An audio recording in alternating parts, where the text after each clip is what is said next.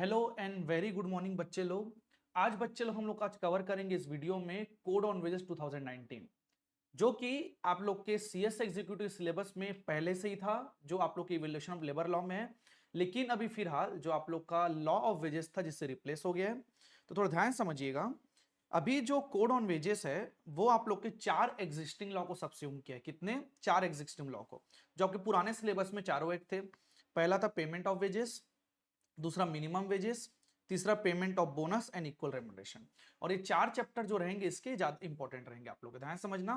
तो यहाँ पास code on wages में आप लोग के चार जो एग्जिस्टिंग लॉ है आप लोग के सब्स्यूम हुए हैं। तो ध्यान समझना, यहाँ पास आप लोग के कुछ चैप्टर्स हैं, जैसे कि preliminary, minimum wages, payment of wages हो गया, बोनस हो गया, एडवाइजरी हो गया, ड्यू और इंस्पेक्टर कम फैसिलिटर, जो भी चीजें इसमें तुम लोग का इंपॉर्टेंट है minimum wages, payment of wages, payment of bonus और इंस्पेक्टर कम फैसिलिटर। ये एक नया कॉन्सेप्ट है, आईसीएफ बोलते हैं जिसको। मतलब जैसे इंस्पेक्टर होता था फैक्ट्रीज एक्ट में, वैसे ही सेम इंस्पेक्टर कम फैसिलिटर आया अभी फिलहाल के लिए। तो चलिए बच्चे लोग, अब हम लोग यहाँ पास कोड ऑन वेजेस को स्टार्ट करते हैं। थोड़ा ध्यान समझिएगा, कोड ऑन वेजेस को लाने का मुद्दा समझिए। पहले क्या होता था ना, हर इंप्लॉयर के वेजेस की लिमिट अलग थी, मिनिमम वेजेस अलग होता था। क्या वेजेस टाइम लिमिट होता था कि नहीं होता था पेमेंट, ये दिक्कत थी। मिनिमम वेजेस कितना होगा, क्या बोनस कितना देना पड़ेगा। हर एक्ट अलग अलग डेफिनेशन देता था और इसका कवरेज उतने ज्यादा लोगों के ऊपर अप्लाई नहीं होता था। तो जो कोड ऑन वेजेस है वो यूनिवर्सली वेजेस एप्लीकेबल किया, मतलब सब के लिए कॉमन वेजेस एप्लीकेबल है, सबके लिए मिनिमम वेजेस एप्लीकेबल किया और बोनस के लिए भी सबकी एप्लीकेबिलिटी ला दी। तो ऐसे करके इसे कुछ कुछ यूनिक फीचर्स हैं, थोड़ा ध्यान समझना। सबसे पहले आता है आप लोग का यूनिवर्सल मिनिमम वेजेस। सबसे पहले जो कोड ऑन वेजेस है वो क्लियरली ये बोलता है अब जो मिनिमम वेजेस है वो सब के लिए एप्लीकेबल होगा। पहले क्या होता था, जो मिनिमम वेजेस जो है ना वो सिर्फ और सिर्फ ना स्केड्यूल्ड इंप्लॉयमेंट में होता था। किसमें होता था? सिर्फ स्केड्यूल्ड इंप्लॉयमेंट में, जो बेयरली 30% ऑफ द वर्कर को कवर करता था। लेकिन अब क्या हो गया आप लोग का, ऑर्गेनाइज एंड अनऑर्गेनाइज सेक्टर दोनों को कवर करता है। किसको कवर करता है? ऑर्गेनाइज्ड एंड अनऑर्गेनाइज सेक्टर दोनों को कवर करता है। समझ आया बच्चे लोग? तो पहला क्या है, यूनिवर्सल मिनिमम वेजेस लाया गया। फिर उसके बाद फ्लोर वेज का इंट्रोडक्शन हुआ। अब सर ये फ्लोर वेज क्या होता है, थोड़ा ध्यान समझना। सेंट्रल गवर्नमेंट एक वेज फिक्स करेगी, सेंट्रल गवर्नमेंट एक वेज फिक्स करेगी जिसको हम लोग बोलेंगे फ्लोर वेजेस। क्या बोलेंगे? Floor wages. अब इससे क्या होगा ना, इसके नीचे कभी भी कोई भी स्टेट गवर्नमेंट वेजेस को फिक्स नहीं कर सकता। मतलब सेंट्रल गवर्नमेंट एक लिमिट बता देगा, एक फ्लोर वेजेस, इससे नीचे आप लोग को नहीं जाना। अब स्टेट गवर्नमेंट को इसके ऊपर ही मिनिमम वेजेस को फिक्स करना पड़ेगा, तो इसको फ्लोर वेजेस बोला जाता है। फिर आता है क्राइटेरिया फॉर वेज फिक्सेशन। पहले क्या होता था ना, वेज ना रैंडमली फिक्स हो जाता था, स्किल सेमी स्किल को उतना ध्यान नहीं दिया जाता। जैसे कि कोई पर्सन अगर हाईली टेम्परेचर में काम कर रहा है और या तो हाईली ह्यूमिडिटी या तो हैजार्डियस प्रोसेस में काम कर रहा है, तो ऑब्वियसली उसे वेजेस ज्यादा होना चाहिए, यस और नो। देखो, मैं एक नॉर्मल आदमी अगर एसी में बैठ के काम कर रहा हूं 8 घंटे, और एक पर्सन जो हाई टेम्परेचर में काम कर रहा है, दोनों की वर्किंग क्राइटेरिया मान लेते हैं फिलहाल कोई सेम है, दोनों हम स्किल्ड हैं, तो जो हाई टेम्परेचर में काम कर रहा है उसको ज्यादा वेजेस मिलना चाहिए एज कंपेयर टू मी। तो ऐसे कुछ कुछ क्राइटेरिया बांट दिया गया है। देखो, appropriate government will determine minimum wages considering worker skill level, unskilled, skilled, semi skilled और हाईली स्किल्ड, उनके लेवल को ध्यान दिया जाएगा। और साथ ही साथ जोग्राफिक एरिया, मतलब जिस एरिया में आप काम कर रहे हो। ओके, देखो जोग्राफिक एरिया मतलब ये होता है, जैसे कि मैं मुंबई की बात करता हूँ, तो मुंबई का ना स्टैंडर्ड ऑफ लिविंग बहुत ज्यादा है एज कंपेयर टू रायपुर जहां मैं हूँ। तो थोड़ा ध्यान समझना, तो मुंबई का जो है ना वहां पास ये समझना उसके वेजेस, मिनिमम वेजेस ज्यादा होंगे क्योंकि स्टैंडर्ड ऑफ लिविंग ज्यादा है। तो मान लेते हैं कि मान ले रायपुर का मिनिमम वेजेस 500 है, तो वहां कम से कम 1500 होना चाहिए। Okay, job condition such as temperature, humidity and hazardous environment, इन सब चीजों को देख के क्राइटेरिया ला गया वेज को फिक्स करने के लिए। ओके, अब most important, gender equality in employment. थोड़ा ध्यान समझना, इंप्लॉयर को डिस्क्रिमिनेट नहीं करना है on the basis of gender. समझ आए कि नहीं? चाहे वो ट्रांसजेंडर की आइडेंटिटी क्यों ना हो, चाहे रिक्रूटमेंट केस में हो, चाहे वेजेस हो, चाहे employment condition for similar work. Similar work के लिए कोई भी रिक्रूटमेंट हो, वेजेस हो, चाहे इंप्लॉयमेंट हो, उसके लिए जेंडर इक्वालिटी में ध्यान रखना है आप लोग को, डिस्क्रिमिनेट बिल्कुल नहीं करना है। ओके, फिर आता है universal coverage for the wage payment. Wage payment के लिए यूनिवर्सल कवरेज कर दिया। इसमें यह बोला गया कि हर वो इंप्लॉयज, ठीक है, उनका अनऑथराइज्ड डिडक्शन बिल्कुल नहीं होना चाहिए, उनको टाइमली पेमेंट ऑफ वेजेस होना चाहिए। ठीक है, तो ध्यान समझना, provision ensuring timely payment and preventing unauthorized deduction will apply to all employees irrespective of wage limit currently applicable to only employees earning up to 24,000 तक की लिमिट के लिए एप्लीकेबल है। लेकिन थोड़ा ध्यान समझना, अभी कोड क्या बोलता है, इररिस्पेक्टिव ऑफ वेज लिमिट, सारे के लिए टाइम लिमिट सेम। भाई एक को अगर 7 तारीख को दे रहे हो तो बाकी को भी 7 तारीख को देना, चाहे उसका वेजेस कम हो चाहे ज्यादा हो। सर क्या मतलब भाई, इसको डिस्क्रिमिनेशन क्यों करना। ओके, फिर आता है ओवर टाइम कंपनसेशन। अगर आप ओवर टाइम काम करोगे नॉर्मल वर्किंग आवर से ज्यादा, तो आप लोग को ट्वाइस मिनिमम नॉर्मल रेट से कम 2 गुना एटलीस्ट ट्वाइस तो आपको मिलना ही चाहिए। ठीक है, अब responsibility of the wage payment, थोड़ा ध्यान समझना, कौन होगा रिस्पॉन्सिबल वेज पेमेंट करने के लिए। कंपनी हो तो भाई कंपनी जवाबदार, बीओडी जवाबदार, इंप्लॉयर जवाबदार, पार्टनरशिप फॉर्म है तो पार्टनर जवाबदार। समझ आया कि नहीं? अगर उन लोगों ने पेमेंट नहीं किया तो उनको लाइबल होगा पेनाल्टी के लिए, जिसको बोलते हैं अनपेड वेजेस की पेनाल्टी। फिर आता है इंस्पेक्टर कम फैसिलिटेटर का कॉन्सेप्ट आया। पहले क्या होता था ना, इंस्पेक्टर एक ट्रेडिशनल रोल है जो सिर्फ जाके इन्वेस्टिगेशन करता था, जाके रेड करता था। अब आ गया आईसीएफ। क्या आ गया बच्चे लोग? आईसीएफ, इंस्पेक्टर कम फैसिलिटेटर। ये क्या बोलता है, आप लोग का इंस्पेक्टर का काम भी करेगा और फैसिलिटी भी प्रोवाइड करेगा। जैसे आपको दिक्कत है तो आपको गाइडेंस देगा, ठीक है, अवेयरनेस प्रोग्राम बताएगा, आपको एडवाइजरी रोल देगा, बहुत सारे से परफॉर्मेंस देगा।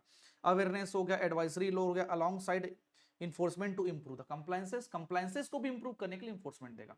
तो इंस्पेक्टर कम फैसिलिटेटर का काम हो गया। फिर आता है कंपाउंडिंग ऑफ ऑफेंस। देखो क्या होता है ना बच्चे लोग, ऑफेंस करना ठीक है, हमसे गलती हो गई, लेकिन कंपाउंड भी होता है। अब कंपाउंड करना मतलब क्या होता है, पेनाल्टी देके सेटल कर लो। फर्स्ट टाइम, पहले बार, non imprisonable offence can be compounded paying a penalty.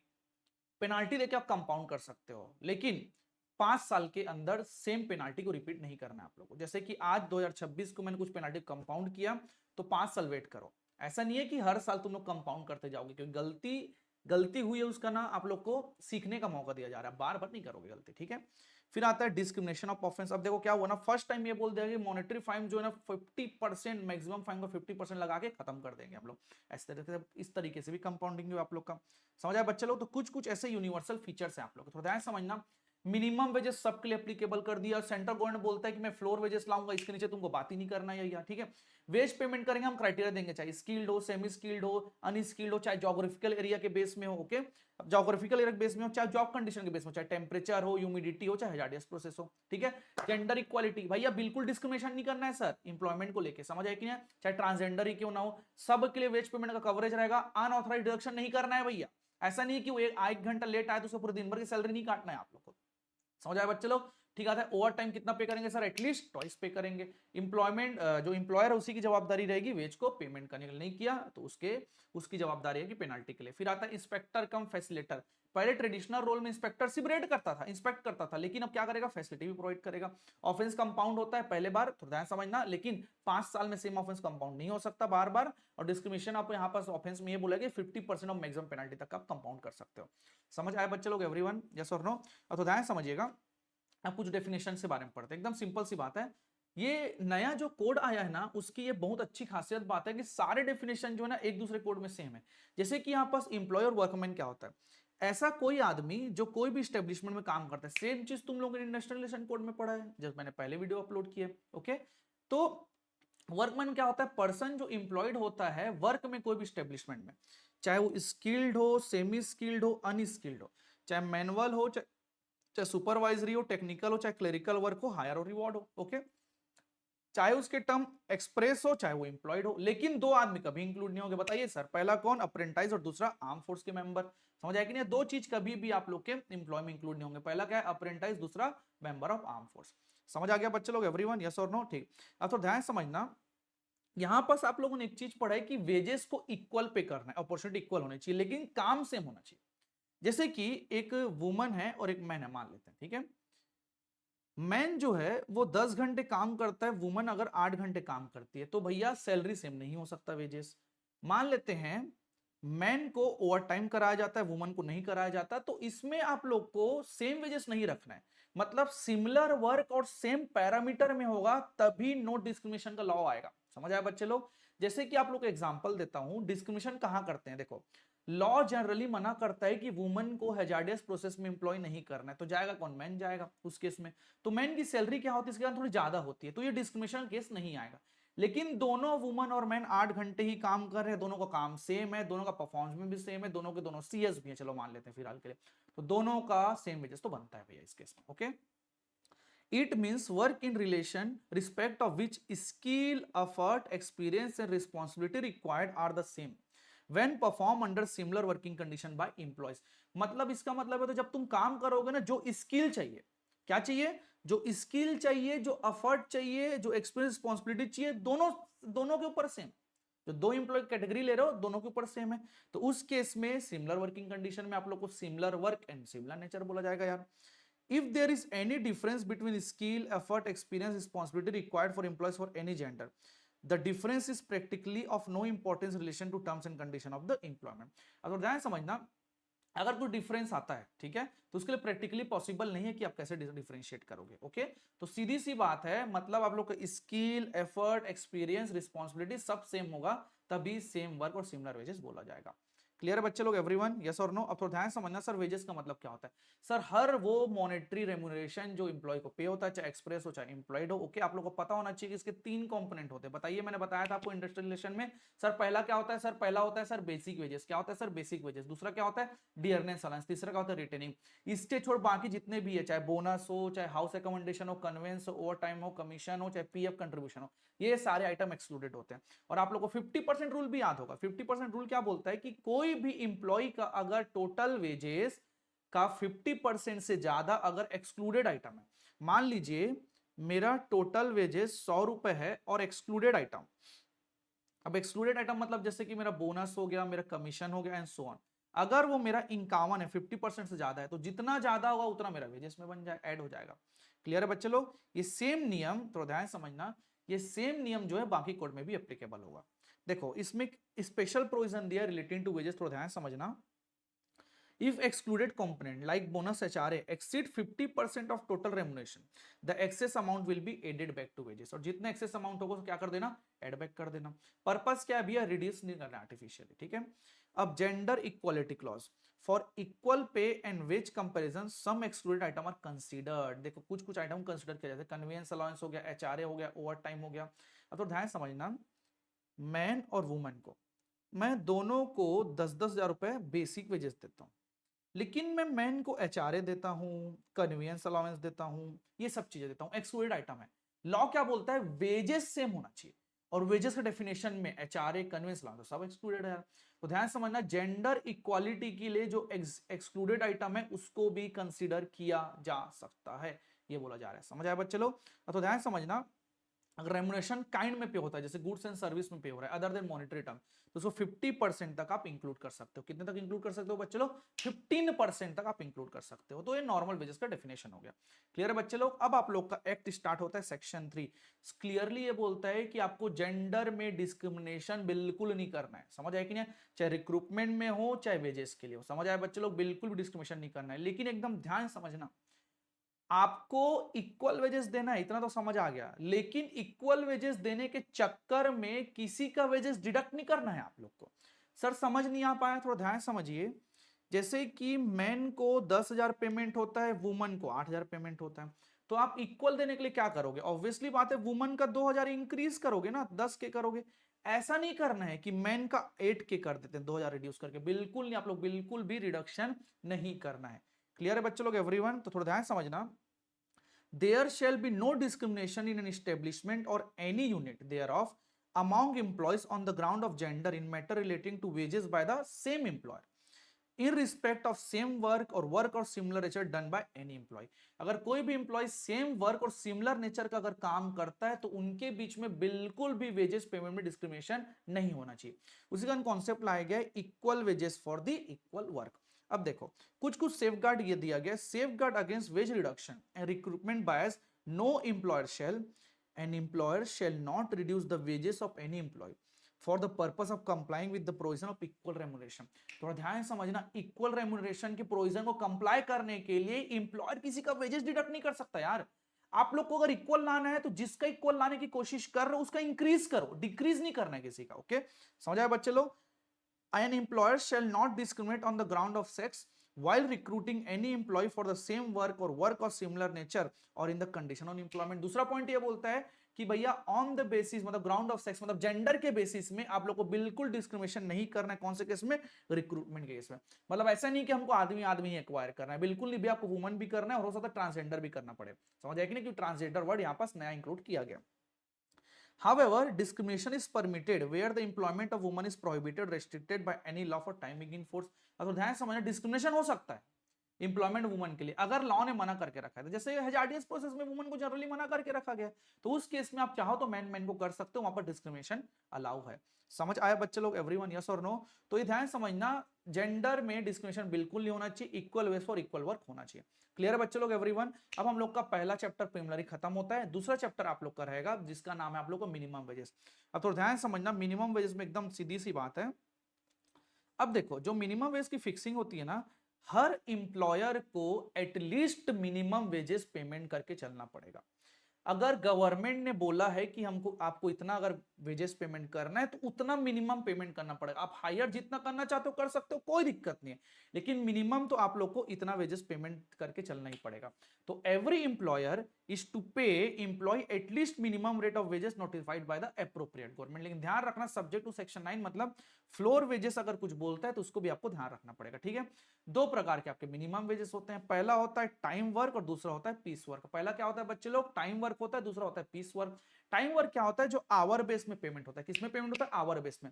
आप जितने घंटे काम करोगे उतने का पैसा मिलेगा। पीस रेट में होता है अगर यूनिट प्रोड्यूस करोगे, मतलब जितना क्वांटिटी आप बनाते जाओगे उतने का आपको पैसा मिलेगा। समझ आए बच्चे लोग? टाइप्स ऑफ मिनिमम वेजेस होता है।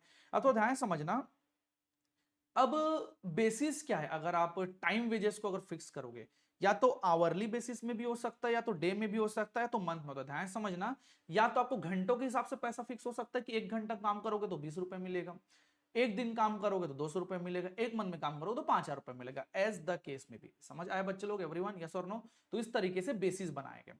अब तो ध्यान समझना, अगर मिनिमम वेजेस अगर फिक्स होगा ना, तो उसके लिए कुछ कंडीशन है। जैसे कि हर किसी को आप मिनिमम वेज सेम नहीं दे सकते ना। जैसे कि ए बी सी 3 लोग हैं, ये मान लेते हैं ये स्किल्ड है, ये सेमी स्किल्ड है और ये अनस्किल्ड है, मान लेते हैं फिलहाल के लिए। अब आप जेन्युइन चीज बताइए, क्या तीनों का वेजेस सेम होना चाहिए आपके हिसाब से? सर क्यों होगा भैया, मिनिमम वेज क्यों सेम रखेंगे? ऐसे में तो भाई स्किल वाला बेवकूफ है फिर तो, जो इतना मेहनत करके आ गया है भैया, उसका मिनिमम वेजेस ज्यादा रखो ना बाकी लोगों से। तो इसके लिए क्राइटेरिया बांटा गया। क्या बांटा गया? क्राइटेरिया बांटा गया। अब क्राइटेरिया क्या बोलता है तो ध्यान समझना, प्राइमरी क्या है? अनस्किल्ड, सेमी स्किल्ड और हाईली स्किल्ड के बेसिस में हो सकता है। किसके बेसिस में हो सकता है? अनस्किल्ड, सेमी स्किल्ड और हाईली स्किल्ड के बेसिस में हो सकता है, और साथ ही साथ ज्योग्राफिकल एरिया के बेसिस में हो सकता है, या तो दोनों के बेसिस में भी हो सकता है। मतलब skilled, semi skilled, highly skilled के बेसिस में मिनिमम वेज की क्राइटेरिया बटेगी, और ज्योग्राफिकल एरिया के बेसिस में हो सकता है, या तो दोनों भी हो सकता है। और एडिशन 3 चीजें, टेम्परेचर, ह्यूमिडिटी और हैजार्डियस, और साथ साथ अंडरग्राउंड। अंडरग्राउंड बोले तो सर माइंस वाला जो काम नहीं होता सर, वो माइंस में जाके, केजीएफ पिक्चर देखे हो जो माइंस में जाके खुदाई उदाई करते हैं, उनके लिए अलग क्राइटेरिया होगा भैया, क्योंकि बाहर, अंडरग्राउंड से बाहर अगर काम करने में ज्यादा अच्छा है भाई, अंदर तो सर माइंड में बहुत सारी दिक्कत हो सकती है, तो उनका वेजेस क्राइटेरिया अलग फिक्स होगा। समझ आया बच्चे लोग? तो 4 एडिशनल पॉइंट दे दिया गया, पहला टेम्परेचर, ह्यूमिडिटी, हजार्डियस और अंडरग्राउंड प्रोसेस। समझ आया बच्चे लोग एवरीवन, यस और नो? और इसके छोड़ और कुछ भी अगर नॉर्म्स होंगे तो आप लोग को गवर्नमेंट समय समय पे प्रिस्क्राइब कर देगा। क्लियर है बच्चे लोग? अब तो ध्यान समझना, मिनिमम वेजेस के क्या क्या कंपोनेंट हो सकते हैं, थोड़ा ध्यान समझना। मिनिमम वेजेस में हमेशा बेसिक वेजेस तो आएगा ही आएगा। क्या आएगा? हमेशा बेसिक वेजेस जितना रहता है। लेकिन थोड़ा ध्यान समझना, बेसिक रेट के साथ साथ गवर्नमेंट ध्यान रखेगा, वो रहेगा आप लोग का कॉस्ट ऑफ लिविंग अलाउंसेस, जिसको क्या बोला जाता है? डियरनेस अलाउंस बोला जाता है। क्या बोला जाता है जिसको? डियरनेस अलाउंस बोला जाता है। ओके, अब थोड़ा ध्यान समझना, या तो ये हो गया, या तो बेसिक रेट, और या तो कैश वैल्यू ऑफ कंसेशन हो सकता है। क्या हो सकता है? कैश वैल्यू ऑफ कंसेशन हो सकता है। Cash value of concession for essential commodity, जो एसेंशियल कमोडिटीज हैं उसके लिए कैश वैल्यू भी हो सकता है। ओके, फिर आता है बेसिक रेट, या तो कॉस्ट ऑफ लिविंग, या तो कैश वैल्यू भी हो सकता है। सर इसका मतलब क्या होता है, थोड़ा समझाएंगे क्या अच्छे से? देखो बच्चे लोग, क्या होता है ना, बेसिक रेट का हो सकता है basic rate plus DA fix हो सकता है, basic rate plus cash value of concession हो सकता है जो कमोडिटी के लिए दिया जाता है, या तो दोनों का मिक्स भी हो सकता है। गवर्नमेंट जैसे चाहे वैसे मिनिमम वेजेस फिक्स कर सकता है। आप लोग समझ आए बच्चे लोग? तो ध्यान समझना, कॉस्ट ऑफ लिविंग और कैश वैल्यू ऑफ कंसेशन जो है वो कंप्यूटेशन होगा एक प्रॉपर इंटरवल पे, बोले तो समय समय पे फिक्स किया जाएगा। समझ आया बच्चे लोग? क्योंकि डीए को चेंज करते हैं, बेसिक रेट को उतना चेंज नहीं करते, और कंसेशनल ऑफ कैश वैल्यू मतलब समय समय कमोडिटी की रेट भी बढ़ती है, तो प्रॉपर इंटरवल में उसको कंप्यूट किया जाएगा। अब तो ध्यान समझना, मिनिमम वेजेस जो है ना, इन सब चीजों का कंपोजिट स्ट्रक्चर होता है। क्या होता है तुम लोग का? इन सब चीजों का कंपोजिट स्ट्रक्चर होता है, कोई फिक्स अमाउंट नहीं होता। इनका कब मिक्स हो जाए, कब कैश वैल्यू हो जाए, कब डीए हो जाए। क्लियर है बच्चे लोग? तो इस तरीके से कंपोनेंट होते हैं आप लोग के मिनिमम वेजेस के। अब सर मिनिमम वेजेस फिक्स कैसे होगा, थोड़ा ध्यान समझना बच्चे लोग, पहले भी ये था आज भी यही है। मिनिमम वेजेस को फिक्स करने के लिए और या तो रिवाइज करने के लिए दो मेथड होते हैं सर। कितने मेथड होते हैं सर? दो मेथड होते हैं सर। पहला क्या होता है बच्चे लोग? कमिटी मेथड होता है, दूसरा नोटिफिकेशन मेथड होता है। कमिटी मेथड एकदम सिंपल सा, एप्रोप्रिएट गवर्नमेंट कमिटी बनाएगा जो मैटर को इंक्वायरी करेगा। क्या करेगा सर? फिर से समझते हैं सर। एप्रोप्रिएट गवर्नमेंट एक कमिटी बनाएगा जिसमें कि पूरे चीजों की इंक्वायरी की जाएगी। ओके, क्या चीज आएगी? पूरी चीजों की इंक्वायरी की जाएगी और रिकमेंड किया जाएगा। अब आता है दूसरा नोटिफिकेशन मेथड। नोटिफिकेशन मेथड ये बोलता है कि पब्लिश करेगा प्रपोजल। क्या करेगा? पब्लिश करेगा प्रपोजल को, मतलब ये समझो कि ऑफिशियल गजट में नोटिफिकेशन देगा कि हम इतना मिनिमम वेजेस रखना चाहते हैं, ठीक है। ऑब्जेक्शन को इनवाइट करेगा। क्या करेगा? और ऑब्जेक्शन को यहां पास इनवाइट करेगा और कम से कम एटलीस्ट 2 महीने पहले का नोटिस आप लोग को प्रोवाइड करेगा। समझ आया बच्चे लोग एवरीवन? तो बच्चे लोग ऐसी हम लोग के दो प्रकार के कैटेगरी होते हैं, मतलब प्रोसीजर होते हैं, किस तरीके से आप लोग का मिनिमम वेजेस फिक्स होता है, रिवाइज होता है। अब पहला कमिटी मेथड में बात करते हैं। सर कमिटी में कौन कौन लोग होंगे? देखो सर, हमको एम्प्लॉयर के रिप्रेजेंटेटिव चाहिए। कौन चाहिए सर? हम लोग को एम्प्लॉयर के रिप्रेजेंटेटिव चाहिए और एम्प्लॉय के भी रिप्रेजेंटेटिव चाहिए और इंडिपेंडेंट पर्सन चाहिए। मतलब देखो, एम्प्लॉयर का भी आदमी चाहिए, एम्प्लॉय का भी आदमी चाहिए और इंडिपेंडेंट पर्सन चाहिए, लेकिन 1/3 से ज्यादा नहीं हो सकता। बाहर के आदमी को ज्यादा नहीं रखना है आप लोग को। समझ आया बच्चे लोग एवरीवन? यस और नो? फिर नोटिफिकेशन क्या आता है?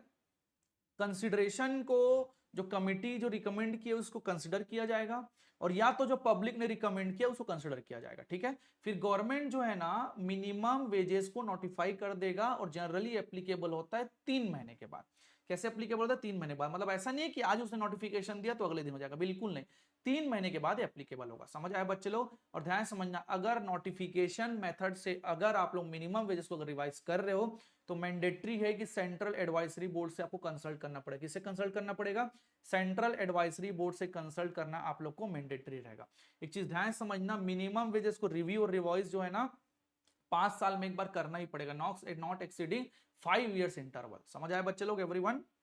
तो इस तरीके से दो मेथड आप लोग के होते हैं रिवाइज करने के और फिक्स करने के। क्लियर है किड्स? अब थोड़ा ध्यान समझना। अब क्या होता है ना, एक कॉन्सेप्ट आया है फ्लोर वेजेस का। किस चीज का आया आप लोग के? फ्लोर वेजेस का कॉन्सेप्ट आया। वो क्या बोलता है? थोड़ा ध्यान समझना। सेंट्रल गवर्नमेंट जो है ना एक बेस लाइन सेट करेगा, एक बेस लाइन सेट करेगा। स्टेट गवर्नमेंट को इसके ऊपर ही मिनिमम वेजेस फिक्स करना है।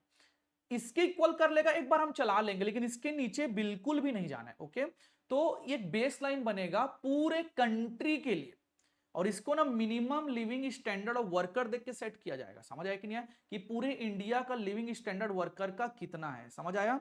सर्व as the base line wage standard across the country after taking into account minimum living standard of worker. Okay, no state government can fix minimum wages lower than the floor wages. Floor wages से कोई भी state government कम fix नहीं कर सकता। समझ आया बच्चे लोग? सेंट्रल गवर्नमेंट को फ्लोर वेजेस को फिक्स करने से पहले सेंट्रल एडवाइजरी बोर्ड से बात करना पड़ेगा। क्या करना पड़ेगा उसको? सेंट्रल एडवाइजरी बोर्ड से बात करना पड़ेगा। समझ आ गया बच्चे लोग एवरीवन? यस और नो? तो इस तरीके से आप लोग का मिनिमम वेजेस का जो चैप्टर 2 है वो खत्म होता है। तो चलिए बच्चे लोग, अब आप लोग का चैप्टर 3 चालू करते हैं जिसको बोलते हैं पेमेंट ऑफ वेजेस। ये क्लियरली बोलता है कि पेमेंट ऑफ वेजेस कब करना है, कैसे करना है, क्या वेजेस से कोई अनऑथराइज्ड डिडक्शन हो सकता है, ये सब बारे में आप लोग को चैप्टर 3 में बताया जाएगा। ओके, तो ध्यान समझना। तो मोड ऑफ पेमेंट क्लियरली क्या बोलता है? सबसे पहले करेंट कॉइन में पे हो सकता है, मतलब सिक्के में पे हो सकता है, करेंसी में पे हो सकता है, चेक में पे हो सकता है, तो बैंकिंग चैनल में। अच्छा ऐसा क्या सर? सिक्के में भी पे कर सकते हैं? हाँ भाई, सिक्के में भी पे कर सकते हैं। ओके, अगर जरूरत पड़ी तो। मोड ऑन पेमेंट जो है ना करेंट कॉइन में हो सकता है, करेंसी में भी हो सकता है, चेक में भी हो सकता है, बैंकिंग चैनल में भी हो सकता है। लेकिन अप्रोप्रिएट गवर्नमेंट ये बोल सकता है कि आपको वेजेस का पेमेंट जो है चेक और बैंकिंग चैनल में ही करना है, अगर कुछ कंडीशन अगर स्पेसिफाई करता है तो। मतलब किसी सेक्टर को बोल सकता है कि आपको बैंकिंग मोड से ही पेमेंट करना है। ओके, समझ आया बच्चे लोग? लेकिन एक चीज थोड़ा ध्यान समझना, कोई भी वेजेस पीरियड जो है 1 मंथ से ज्यादा का नहीं हो सकता। आप ऐसा नहीं बोल सकते वेज आपको मैं 3 महीने में दूंगा, साल में एक बार दूंगा, बिल्कुल नहीं। 1 महीने से ज्यादा का वेज पीरियड आप लोग का नहीं हो सकता है। आप लोग ये चीज को ध्यान रखेंगे। ओके, तो ध्यान समझिएगा। यहां पास देखो, ये पास क्या बोला जाता है, सेक्शन 16 ये बोलते हैं provides that every employer shall fix a wage period for employees as daily, weekly, fortnightly और मंथली। या तो डेली कर सकता है, या तो वीकली कर सकता है, या तो फोर्टनाइटली कर सकता है, तो मंथली कर सकता है।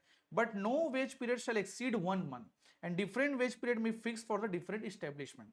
देखो 1 महीने से ज्यादा नहीं हो सकता और गवर्नमेंट चाहे तो अलग अलग जो है ना वेज पीरियड को फिक्स कर सकता है आप लोग का। ठीक है, ओके, थोड़ा ध्यान समझिए। फिर अब टाइम लिमिट के बारे में समझते हैं कि वेज पेमेंट का टाइम लिमिट क्या होगा। देखो 4 तरीके से अपॉइंटमेंट हो सकता है। सर या तो डेली बेसिस के लिए हो सकता है, या तो वीकली बेसिस के लिए हो सकता है, या तो फोर्थ बेसिस हो सकता है, या तो मंथली बेसिस के लिए हो सकता है। अगर डेली बेसिस में होगा तो एंड ऑफ द शिफ्ट में पेमेंट हो जाना चाहिए। किसमें हो जाना चाहिए? एंड ऑफ द शिफ्ट में पेमेंट हो जाना चाहिए।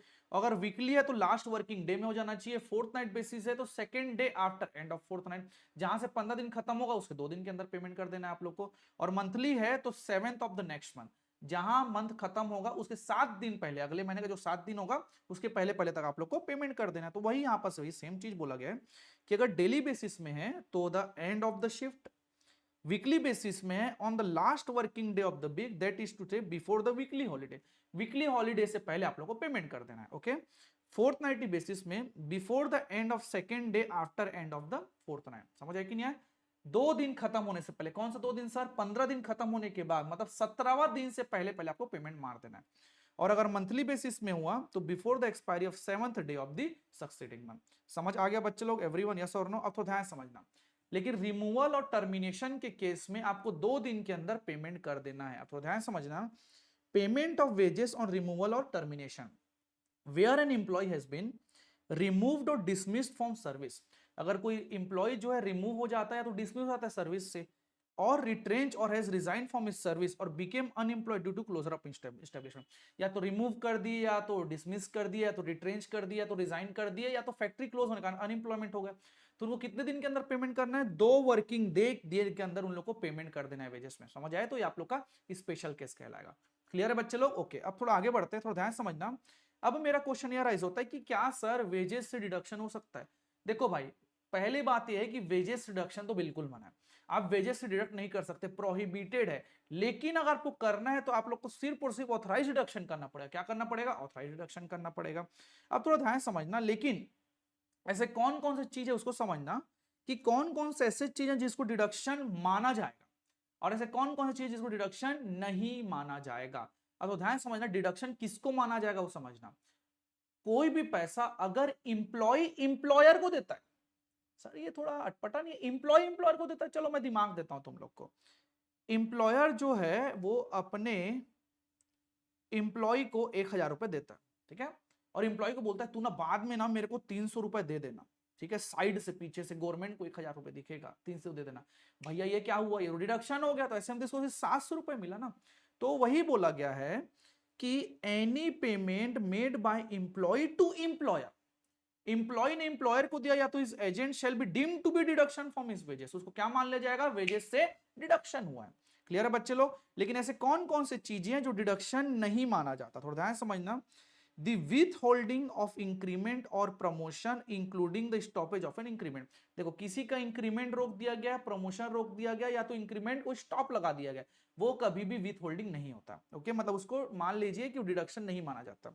और रिडक्शन टू लोअर पोस्ट और टाइम स्केल, आप लोग को ना पोस्ट के नीचे कर दिया गया, आपको डिमोशन कर दिया गया, प्रमोशन होता है, डिमोशन होता है उल्टा, आपको नीचे पोस्ट में डाल दिया गया, ये कभी भी डिडक्शन नहीं माना जाएगा। फिर आता है आप लोग का द सस्पेंशन, आप तो सस्पेंड कर दिया। तो 3 चीजें को कभी भी डिडक्शन मत मानना। पहला, आपको इंक्रीमेंट रोक दिया गया। क्या रोक दिया गया सर? बोलो सबके साथ, क्या बोल दिया गया? इंक्रीमेंट रोक दिया गया। दूसरा क्या बोल दिया सर? कि आपको पोस्ट गिरा दिया गया, लोअर पोस्ट में डाल दिया गया, या तो आपको सस्पेंड कर दिया गया। ये 3 चीजें कभी भी डिडक्शन नहीं माना जाएगा। समझ आया बच्चे लोग? अब थोड़ा ध्यान से समझना। परमिसेबल डिडक्शन जिसको ऑथराइज्ड डिडक्शन बोलते हैं, पुराने एक्ट में था, वैसे सेम कोड में दिया गया, लेकिन थोड़ा ध्यान समझना। देखो सबसे पहले क्या बोलता है कि फाइन इम्पोज्ड ऑन हिम, तो ध्यान समझना, कोई पेनाल्टी अगर लगाया गया तो उसको आप ऑथराइज्ड डिडक्शन बोलोगे। क्या बोलोगे? इसको ऑथराइज्ड डिडक्शन बोलोगे। और या तो उसने छुट्टी मार दिया, जिसको बोलते हैं deduction for the absence of the duty, छुट्टी मार दिया।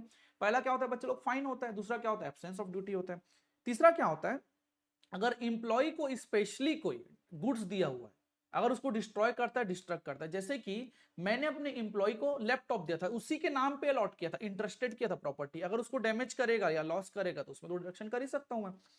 Deduction for damage to or loss of goods expressly interested to employee for custody, or loss of money for which he is required to account where such damage or loss is directly attributable to his neglect और default. Directly वो attributable है neglect और default में, तो उस case में जो employee है वो क्या रहेगा? लाइबल रहेगा उस चीज के लिए, क्योंकि प्रॉपर्टी उसने डैमेज कर दिया जो उसको इंटरेस्टेड था। ओके, या तो deduction for house accommodation supplied by employer, मतलब अगर हाउस एकोमोडेशन जिसको एचआरए बोलते हैं, अगर एचआरए उसने सप्लाई किया तो उसको डिडक्ट कर सकता है, घर रहने के लिए जगह दिया है, या तो कोई एमिटीज या सर्विस दी है, जैसे कि कैब सर्विस मान लेते हैं, कैब सर्विस अगर प्रोवाइड किया गया एम्प्लॉयर में, तो उस केस में क्या होगा, डिडक्ट कर सकते हैं। तो वापस समझते हैं सर, पहला क्या बोलता है बच्चे लोग, फाइन बोलता है, दूसरा क्या बोलता है, एब्सेंस ऑफ ड्यूटी बोलता है सर, और तीसरा क्या बोलता है सर, प्रॉपर्टी इंटरेस्टेड नहीं होता सर, लैपटॉप वाला एग्जांपल हो, तीसरा हो गया। चौथा क्या बोलता है, घर दिए सर एचआरए, पांचवा क्या बोलता है, एमिटीज प्रोवाइड किया। और या तो किसी भी चीज को रिकवरी करने के लिए, रिकवरी क्या होता है कि जैसे मैंने ट्रैवलिंग अलाउंस के लिए एडवांस दिया था आप लोग को, ठीक है, मान लेते हैं, या तो मैंने आप लोग को वेलफेयर और लेबर के लिए कुछ फंड आप कंट्रीब्यूट करना चाहता, loan, advance for traveling allowances or conveyances and the interest due in respect of their or for adjustment of the overpayment of wages। या तो अपने वेजेस को ज्यादा पेमेंट कर दिया, ट्रैवलिंग अलाउंस को एडवांस दिया था, पैसा पूरा यूज नहीं हो पाया तो रिकवरी कर लो, ओके। या तो loan made from any fund constituted for the welfare of labour, मतलब इस कोड ने कुछ लेबर वेलफेयर के लिए कुछ फंड बनाया, उसके लिए अगर लोन का रिपेमेंट के लिए भी डिडक्ट कर सकते हो, ओके। और या तो deduction of recovery for loan granted for house building, employer ने अगर घर बनाने के लिए अगर लोन दिया तो उसकी रिकवरी कर सकते हैं, ओके। या तो इनकम टैक्स हो गया, या तो कोई स्टेटरी ड्यूज हो गया यार, पेनाल्टी हो गया, टीडीएस हो गया, इनकम टैक्स हो गया जो गवर्नमेंट बोलता है, सैलरी में भी टीडीएस करता है, आप लोग को पता होगा। या तो सब्सक्रिप्शन, और या तो कोई सोशल सिक्योरिटी फंड, आप लोग पता है सोशल सिक्योरिटी फंड में क्या आता है, ईपीएफ आता है, ईएसआईसी आता है, ग्रेचुइटी आता है, एंड सो ऑन, जो भी चीजें, ठीक है। और या तो कोऑपरेटिव सोसाइटी का डिडक्शन हो गया, और या तो रिटर्न ऑथराइजेशन देके prime minister national relief fund में भी पेमेंट हो सकता है। समझ आया बच्चे लोग, तो इतने सारे ही आप लोग के ऑथराइज्ड डिडक्शन है, क्या आप लोग के ऑथराइज्ड डिडक्शन है, इसके छोड़ कोई भी डिडक्शन और नहीं हो सकता। ये ध्यान समझना, इन सब डिडक्शन के लिए भी आप लोग को एप्रोप्रिएट अथॉरिटी से बात करना पड़ेगा। समझ आए बच्चे लोग, लेकिन एकदम ध्यान समझना, सर जैसे डिडक्ट करना है तो बेचारे का 100% मत कर देना डिडक्ट। जैसे कि उसने लोन लिया था 1 लाख रुपए का, कितने का लोन लिया था, 1 लाख रुपए का, आदमी कमाता है 10,000 है, तो भैया 10 महीने तक उसको सैलरी नहीं दोगे, ऐसा नहीं करना है आप लोग को। तो सर क्या करना है, मैक्सिमम सीलिंग लिमिट जो है ना 50% है। समझ आया कि नहीं, कोई भी एक वेज पीरियड में 50% से ज्यादा का आप डिडक्शन नहीं कर सकते। समझ आया बच्चे लोग, everyone, where the total deduction authorized under above a provision exceed 50% of wages, the excess may be recovered in such manner as may prescribe। अगर ज्यादा होता है तो एस में प्रिस्क्राइब में रिकवरी करना, 50% ज्यादा होता है, लेकिन जनरल लॉ ये बोलता है कि 50% से ज्यादा की आप लोग की रिकवरी नहीं हो सकती डिडक्शन। समझ आए बच्चों को, ध्यान समझना।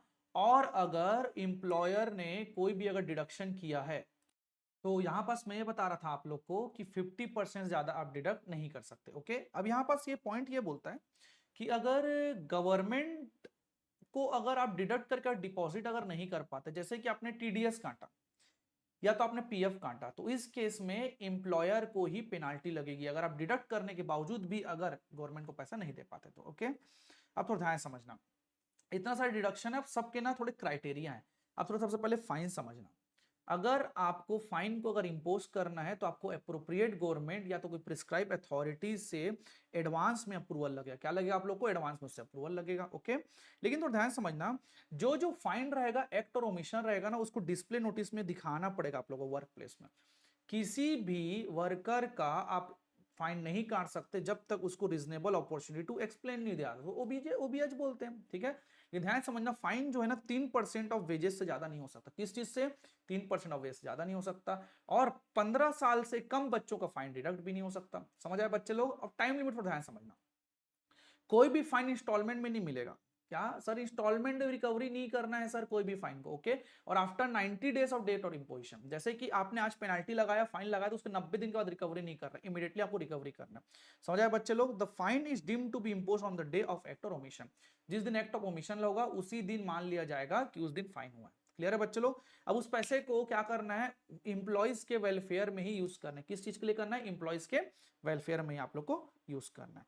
तो ध्यान समझना, इंपोजिशन ऑफ फाइन ये बोलता है कि तभी लगाओगे जब वो अप्रूव करेगा एप्रोप्रिएट गवर्नमेंट, नोटिस को डिस्प्ले करना पड़ेगा और सामने वाले को प्रॉपर ओबीएच भी देना पड़ेगा। मैक्सिमम 3% ऑफ वेजेस हो सकता है, बिलो 15 ईयर्स के ऊपर बिल्कुल भी इंपोज नहीं करना है आप लोग को। टाइम लिमिट क्या है, तो ध्यान समझना, सबसे पहले इंस्टॉलमेंट में नहीं हो सकता, सर किस चीज में नहीं हो सकता, इंस्टॉलमेंट में बिल्कुल नहीं हो सकता, और 90 डेज के अंदर आप लोग को रिकवरी कर लेनी, अदरवाइज ये काम नहीं आएगा। समझ आए बच्चों लोग, एवरीवन। तो ध्यान समझना, deduction for absence of the duty, अगर आप ड्यूटी से अगर एब्सेंट होते हो तो उस केस में थोड़ा ध्यान समझना, प्लेस ऑफ वर्क से ही एब्सेंट होगे तभी डिडक्ट होगा, okay. Deduction can be made only when employees absent from the place of work either for the whole or part of working period as required by the employer, पूरा दिन नहीं आओगे तभी होगा। समझ आए बच्चे लोग, और ध्यान समझना, अगर आप प्रोपोर्शनेट एब्सेंट करते हो तो प्रोपोर्शनेट ही होगा, ऐसा नहीं है कि आप 1 घंटा मान लेते हैं फर्स्ट आप नहीं आ पाए, तो भाई फर्स्ट आपकी सैलरी डिडक्ट करो ना as per terms of employment, पूरे दिन का डिडक्ट नहीं करना है। अब मेन मुद्दा वो है वो कलेक्टिव एब्सेंटिज्म, ये नया चीज आया है जिसको भाई बोलते हैं मास बंकिंग टाइप वाला कॉन्सेप्ट है। कोई भी 10 या उससे ज्यादा इंप्लॉय, क्या बोला सर आपने, 10 और उससे ज्यादा इंप्लॉय अगर अपने आप को बिना नोटिस दिए कोई बिना रीजनेबल कॉज के छुट्टी मार देते हैं, तो इंप्लॉयर उनका 8 डेज का नोटिस दे के सैलरी काट देगा। अरे सॉरी, मास बंकिंग में इतना लफड़ा, मतलब 10 या उससे ज्यादा इंप्लॉय अपने आप को छुट्टी मार दे, मतलब कहीं ना कहीं तो बंक मारे हैं भैया लोग, घूमने उमने गए कहीं ट्रिप में बिना नोटिस दिए और कोई रीजनेबल कॉज भी नहीं है ना ऐसा कुछ, तो डिडक्ट कर सकता है, including an amount not exceeding 8 days wages in a leave of the notice. समझ आया कि नहीं भैया, इतना भी हो सकता है। समझ आया बच्चे लोग, एवरीवन, ठीक। फिर अब समझना डीम्ड एब्सेंस, तो ध्यान समझना, an employee shall be considered absent even if present at work but refuses to work such as during stay in strike or without reasonable cause। आदमी आया तो है लेकिन काम नहीं करूंगा, बोलता है नहीं सर आज ना मेरा काम करने का मन नहीं है, मैं काम वाम नहीं करूंगा। अरे यार तो तुम आए क्यों यार, अगर काम ही नहीं करना है तो उसको भी एब्सेंट माना जाएगा। तो समझ आया बच्चे लोग, तो उसमें डिडक्शन हो सकता है। क्लियर बच्चे लोग, एवरीवन। अब थोड़ा ध्यान समझना, उसके बाद क्या आता है, अगर डैमेज और लॉस है, तो ध्यान समझना, डैमेज और लॉस है तो जितना एक्चुअल अमाउंट है उतने का ही डिडक्शन होगा, उससे ज्यादा नहीं हो सकता। डिडक्शन करने से पहले ओबीएच का दिया जाएगा। समझ आया बच्चे लोग, एवरीवन। तो ध्यान समझना, सबको रजिस्टर्ड में आप लोग को मेंटेन करके भी चलना पड़ेगा।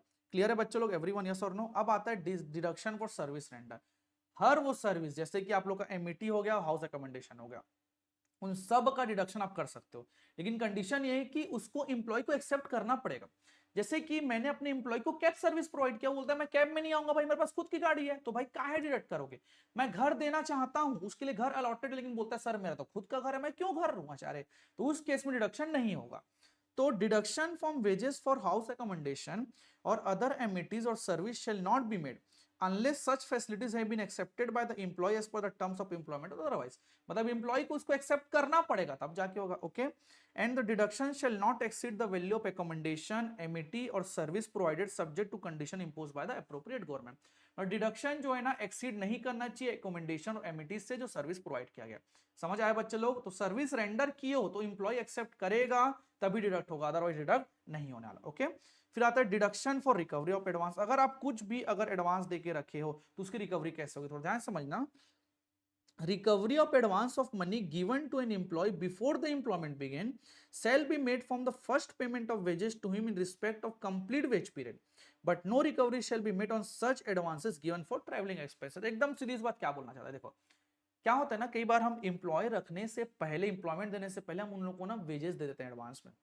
क्या बोला जाता है, बिफोर एम्प्लॉयमेंट बिगेन, तो उसको फर्स्ट पेमेंट से कंप्लीट आप लोग डिडक्ट कर सकते हो, रिकवरी कर सकते हो, टीओ को छोड़ के। टीए क्या होता है सर, ट्रैवलिंग अलाउंस को छोड़ के। ओके, अब समझना, उसके बाद जितने भी होगा और सब्जेक्ट टू अमाउंट है भाई, मतलब 50% ज्यादा नहीं कर सकते।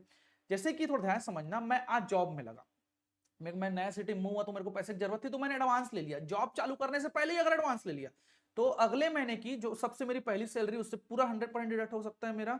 लेकिन उसके बाद जो है टर्म्स एंड कंडीशन के हिसाब से होंगे। अब टर्म्स एंड कंडीशन क्या बोलता है आप लोग को थोड़ा ध्यान समझना, वो क्या बोलता है सर 50% ज्यादा नहीं होना चाहिए डिडक्शन। और थोड़ा ध्यान समझना, उस वेजेस से कभी भी डिडक्ट नहीं हो सकता जो आप वेजेस कमाई नहीं हो। मैं बोलता हूँ अभी जो जुलाई आने वाला है ना उसके वजह से मैं डिडक्ट कर सकता हूँ, अरे मैं कमाया ही नहीं तो कैसे डिडक्ट कर लोगे यार। Recovery of advances of wages to an employee not already earn shall be subjected to such condition as में प्रिस्क्राइब। जनरली नहीं होता लेकिन कंडीशन एस में भी प्रिस्क्राइब्ड होता है। क्लियर है बच्चे लोग, एवरीवन, यस और नो। अब थोड़ा ध्यान समझना, ये जो आप लोग का जो एक्ट है ना बच्चे लोग, वो गवर्नमेंट एंटिटी के ऊपर एप्लीकेबल नहीं होगा। किसके ऊपर एप्लीकेबल नहीं होगा, गवर्नमेंट एंटिटी के ऊपर। कारण क्या होता है, गवर्नमेंट एंटिटी के लिए एक अलग से नियम ऑलरेडी बना के रखा गया है। क्लियर है बच्चे लोग, तो इस तरीके से आप लोग का पेमेंट ऑफ वेजेस का चैप्टर नंबर 3 खत्म होता है।